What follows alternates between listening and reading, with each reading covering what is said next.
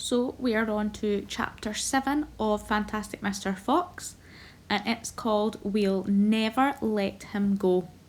Now this is quite a short chapter, it's only 2 pages, so it won't take long to read at all. So, at 6 o'clock in the evening, Bean switched off the motor of his tractor and climbed down from the driver's seat.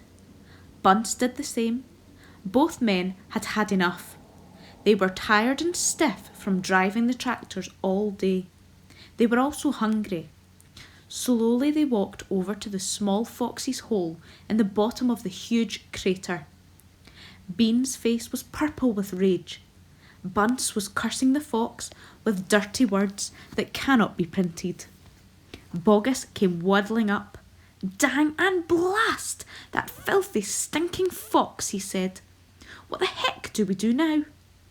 "I'll tell you what we don't do," said Bean. "We don't let him go." "We'll never let him go," Bunce declared. "Never, never, never," cried Bogus. "Did you hear that, Mr. Fox?" yelled Bean, bending low and shouting down the hole. "It's not over yet, Mr. Fox. We're not going home till we've strung you up dead as a dingbat." Whereupon the 3 men all shook hands with one another and swore a solemn oath that they would not go back to their farms until the fox was caught. "What's the next move?" asked Bunce, the pot-bellied dwarf. "We're sending you down the hole to fetch him up," said Bean. "Down you go, you miserable midget." "Not me!" screamed Bunce, running away. Bean made a sickly smile. When he smiled, you saw his scarlet gums. You saw more gums than teeth. There's only one thing to do," he said. "We starve him out. We camp here day and night, watching the hole. He'll come out in the end. He'll have to."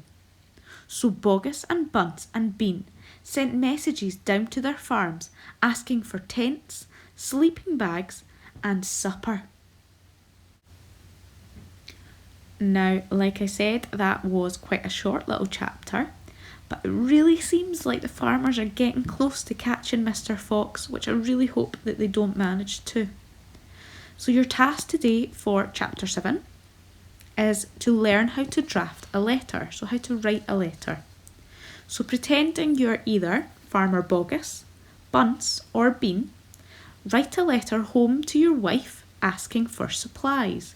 So we just read at the end of that chapter they were looking for tents, supper and so on. They were looking for different things to keep them going whilst they were camping out at the side of the hole.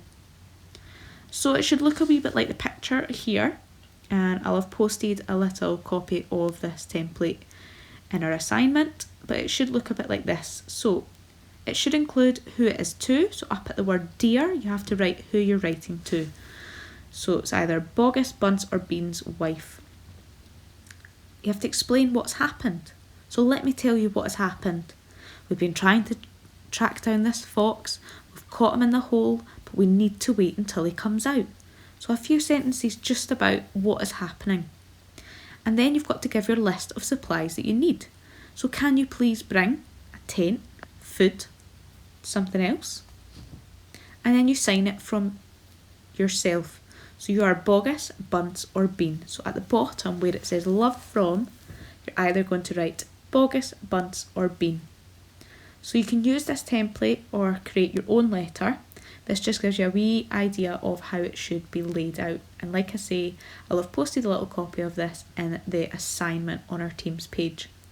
If you need to read the chapter again or listen to it again, remember as always, you can pause, rewind, watch the video again, and that should help you complete this task.